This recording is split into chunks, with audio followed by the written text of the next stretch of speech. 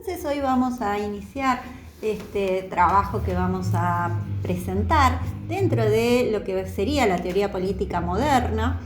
Ahí les presento a Nicolás Maquiavelo, quien escribe un texto que es considerado como bisagra dentro de esto que les decía, el estudio de las ciencias y de las teorías políticas modernas, de los discursos, con respecto a cómo organizar, cómo pensar el Estado en esta nueva época, ¿no? Les presento un poco El Príncipe. Es un texto que le dedica Nicolás Maquiavelo a Lorenzo de Médicis. Entonces nos meteríamos dentro de lo que sería la historia del arte en la época del Renacimiento, ¿no? Si bien hay un renacer de ese mundo clásico de la antigüedad, el Renacimiento implicó un desarrollo de la economía capitalista. Decíamos, el surgimiento de la banca ya a fines de lo que era la Edad Media. Este desarrollo de pensadores que le vamos a llamar humanistas, que no solamente iban a leer los textos clásicos y trabajaban dentro de lo que era la literatura, sino que también van a pensar en cómo organizar, en el caso de Maquiavelo, la sociedad y cómo legitimar el poder político en este nuevo mundo moderno, caracterizado por el mercantilismo. Piensan que para este momento, bueno, España había concluido su reconquista, había terminado de expulsar a los pueblos árabes que habían estado dominando la península ibérica, y estaba recibiendo el oro de las nuevas tierras en este nuevo mercado también que se abre, que es el Atlántico. Por el otro lado, Francia, que va a ser la gran una potencia, podríamos decir, internacional, con un desarrollo de manufactura, de comercio, y bueno, las disputas por los territorios y las alianzas con lo que hoy es Italia, pero que recordemos en realidad eran distintas ciudades que van a estar a cargo de, en algunos, reyes, en unos casos personas que vienen de la nobleza, pero aparece toda esta nueva que se origina con este mercantilismo y este capitalismo, que va a ser las burguesías, ¿no? Estas familias adineradas, como los Médicis, que lograban casar a sus hijas con reyes, condes, duques, ¿no? Y entonces ahí se armaban alianzas político-estratégicas y comerciales. Bueno, Inglaterra va a empezar a desarrollar, ahora lo vamos a ver más adelante, su flota, el comercio. Más adelante van a venir las famosas patentes de corsos, de allí los corsarios, ¿no? Y lo que van a hacer la zona de los Países Bajos con el mercado y los puertos, ¿no? Las ciudades de puerto van a ser ciudades económicamente muy florecientes. Y por el otro lado, hay que tener en cuenta también, 1517, el momento de la Contrarreforma. Entonces, decíamos, nos vamos a Inglaterra, a una Inglaterra del siglo XVII. Hay cantidad de películas desde la vida de Isabel, ¿no? Isabel muere, que es la última de los Tudor, no tiene descendencia, Isabel I, y aparece, bueno, toda una complejidad y una persecución a las minorías religiosas.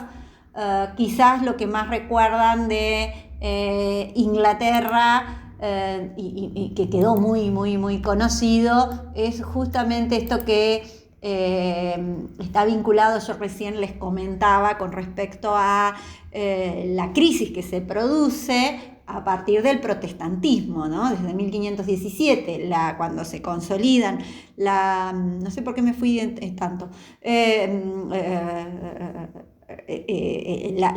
cisma dentro de la Iglesia Católica, le viene bien en esta necesidad de problemas de descendencia que van a tener, y en ese sentido viene bien justamente para pensar cómo seguimos, ¿no? Inglaterra se separa, por eso le puse la Catedral de Westminster. Inglaterra se separa de la autoridad papal, porque el Papa no le daba el divorcio, no le reconocía poder, él estaba casado con una de las hijas de los Reyes Católicos, entonces no le reconoce el poder casarse con otra mujer. La historia de Ana Bolena, hay muchísimas películas súper interesantes. Bueno, su hija, Isabel, hace un gran reinado, muchos años, pero de nuevo aparece el tema de la descendencia. Y entonces, acá, en este contexto, hay un contexto político muy complicado, que a su vez teníamos unas burguesías que entre las internas religiosas, las tensiones a nivel de impuestos, la burguesía que quería tener más poder, las divisiones internas, aparece toda una serie de intelectuales que van a trabajar en pos de esta nueva concepción o esta idea moderna, podríamos decir, de la teoría política, en donde el eje va a estar puesto en el hombre, ¿no? Y se va a desarrollar lo que conocemos como modelo ius naturalista o contractualista, para la cual la sociedad no es algo natural, sino que es una construcción que realizan los hombres, ¿no?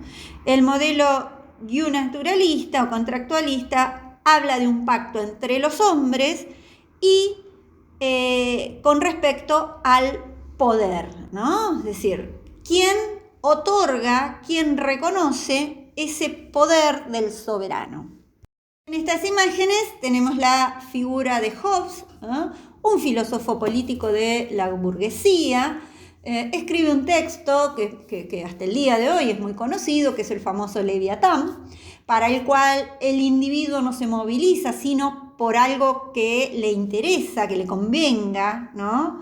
El hombre es racional, busca su bienestar, no habría diferencias naturales entre los hombres somos todos iguales, y busca el poder sobre otros hombres, ¿no? Esta idea de que existió un estado de naturaleza ideal, ¿no? Es decir, teórico, en donde estaba este estado de guerra, podríamos decir, del hombre, y la famosa frase, el hombre es el lobo del hombre, ¿no? Para huir de este estado de guerra, necesitan pactar, necesitan acordar. Y ahí es cuando plantea dos momentos, el pacto de asociación.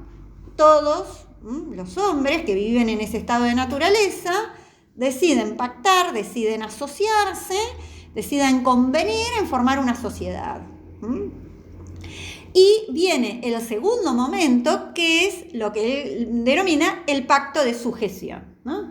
O sea, después del pacto viene un contrato, un pacto de sujeción, en donde, a partir del cual aparece la figura de la autoridad pública, ¿no? Que el gobierno de la sociedad civil, es la sociedad civil la que pacta y construye esa autoridad pública. El poder, entonces, quien esté ejerciendo ese poder, debe garantizar el orden y la seguridad, ¿no? Es decir, la sujeción política de los hombres que pactan, lo que permite es que los hombres sean libres. ¿Por qué van a ser libres pactando y limitándose? Porque de la otra manera estaban condenados a ese estado de naturaleza, que es un estado de guerra, ¿no? Entonces, el orden de esta sociedad, este pacto, permite que se desarrolle la propiedad privada, los convenios,